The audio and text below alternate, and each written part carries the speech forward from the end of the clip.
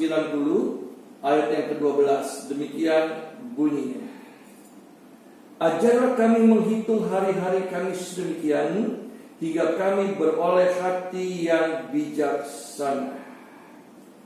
Saudara, satu kerinduan dari seorang pemimpin besar bangsa Israel yaitu Musa, yaitu biarlah di hari-hari yang sudah lanjut usianya, itu hari terakhirnya, dia boleh memiliki hati yang bijaksana.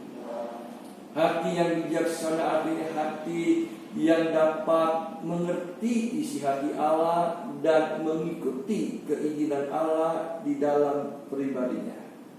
Nah, biarlah doa ini juga menjadi doa di dalam pribadi kita masing-masing sebagai milik kepunyaannya. Kenapa?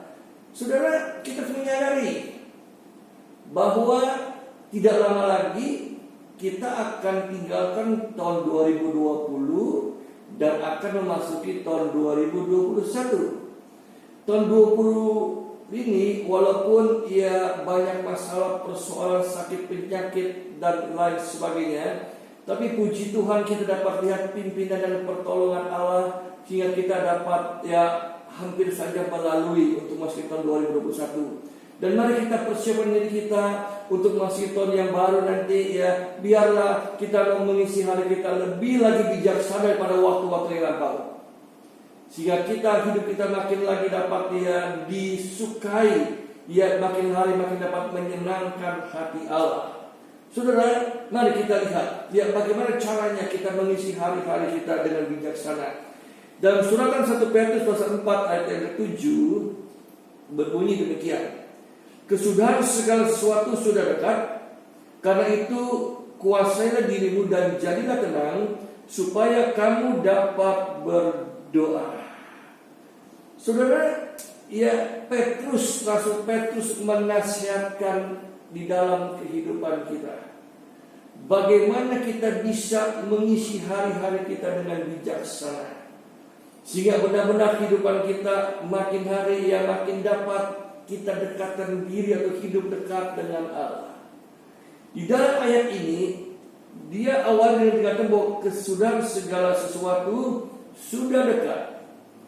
Saudara, kalimat ini atau kata ini mempunyai pengertian ya. Di dalam pengertian yang pertama adalah dikatakan bahwa kedatangan Yesus kedua kali sudah semakin dekat.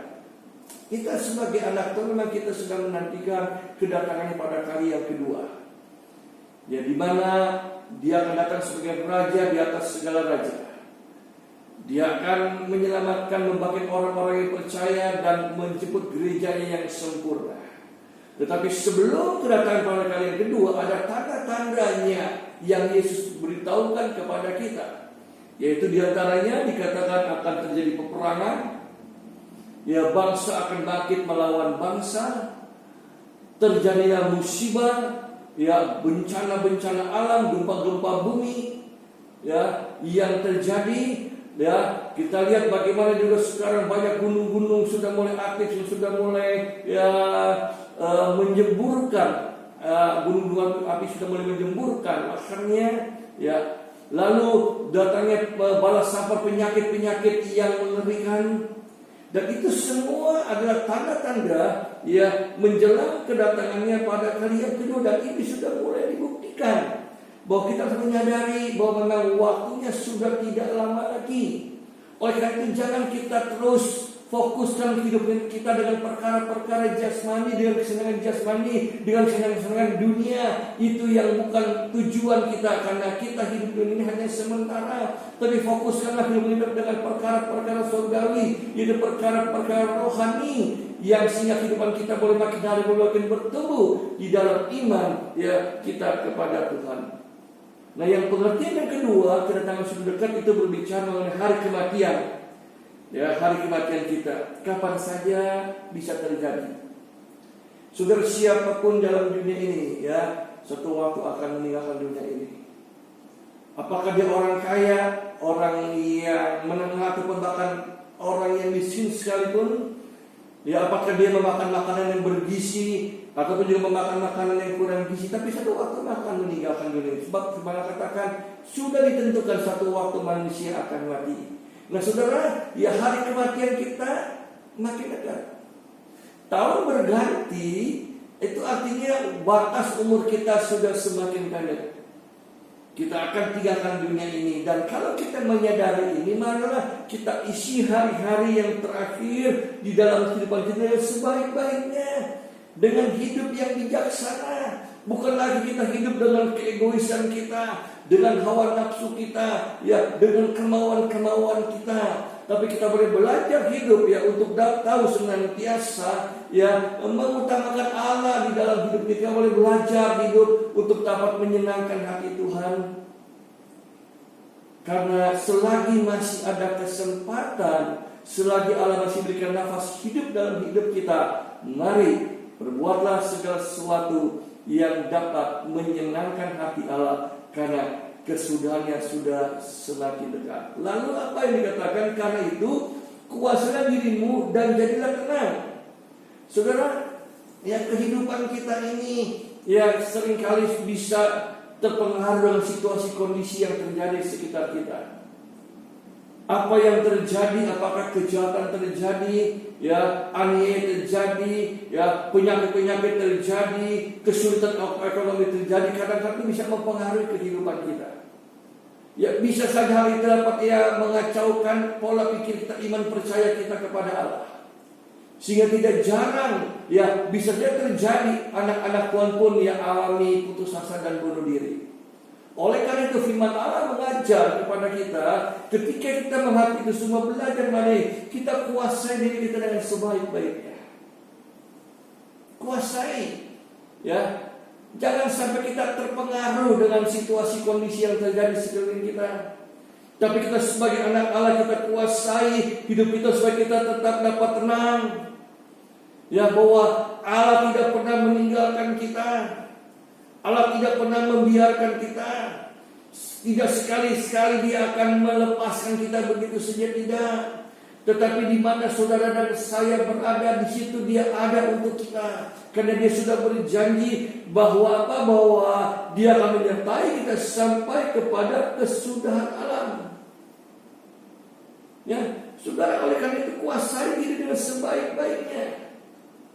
Ya, jangan sampai kita terpengaruh ya dengan situasi kondisi yang terjadi dan akhirnya kita menjadi lemah dan bisa saja ya meninggalkan Tuhan. Tetapi saudara perhatikan baik-baik, kuasai diri kita dengan baik. Di dalam terjemahan aslinya dikatakan ya, dikatakan hendaklah pikiranmu dilindungi. Saudara, kadang-kadang memang pikiran ini seringkali ya dikacaukan oleh kuasa kegelapan. Sehingga kita banyak kali mempunyai pikiran-pikiran yang mungkin negatif, yang kita pikirkan bahwa kita tidak bisa apa-apa. Bahkan kadang-kadang juga kita mungkin merasa bahwa Tuhan sudah meninggalkan kita. Tapi kuasai hati kita, kuasai pikiran kita. Ya, jangan sampai iblis menginput hal-hal yang negatif pribadi. Tuhan menjaga pikiran kita, pola pikir kita, sehingga apapun yang kita hadapi, kita yakin dan percaya ada pertolongan Allah, ada perlindungan Allah di dalam kehidupan kita. Lalu dikatakan jaga pikiran kita, lindungi pikiran kita. Ya, dengan apa kita dapat melindungi pikiran kita, menjaganya? Bukan dengan kekuatan militer, bukan dengan kekuatan ekonomi, ya, bukan dengan kekuatan duniawi. Yang dapat menjaga hati kita, pikiran kita dilindungi adalah melalui firman dan kuasa Roh Kudus. Oleh karena itu saudara, mari menjelang kedatangan pada kali kedua, kita sangat-sangat butuh firman dan kuasa Allah dalam hidup kita. Berdoalah, banyak baca firman Allah dan berdoalah, minta kuasa Allah itu ya memenuhi kehidupan kita. Seperti dikatakan kuasa diri dengan baik supaya kamu dapat berdoa, dapat berkomunikasi dengan Allah, dapat berbicara dengan Allah, dapat berseru kepada Allah, dapat menyatakan isi kita kepada Allah. Dan Dia walaupun ada di tempat yang tinggi, Dia juga diam, duduk di hati-hati yang hancur. Dia selalu siap untuk saudara dan saya. Oleh karena itu saudara, mari ya milikilah hati yang bijaksana di hari-hari yang terakhir ini, sehingga ketika kita menjalani hari-hari terakhir kita boleh nikmati penyertaan Allah. Nikmati pertolongan Allah di tengah-tengah dunia yang makin gelap dengan dosa, di tengah-tengah dunia yang makin penuh dengan kejahatan. Tapi kita akan lihat perlindungan Allah, pinjaman, bahkan berkat-berkat yang Allah nyatakan di dalam setiap kehidupan kita sebagai milik kepunyaannya. Oleh karena saudara, mari hadapilah masa depan dengan aman, dengan tentram. Jangan kita takut, karena di situasi apapun juga Allah selalu menyertai kita. Dia selalu ada untuk saudara dan juga untuk saya. Tetap sehat, tetap semangat, dan tetap kuat dalam kuat kuasanya. Tuhan memberkati.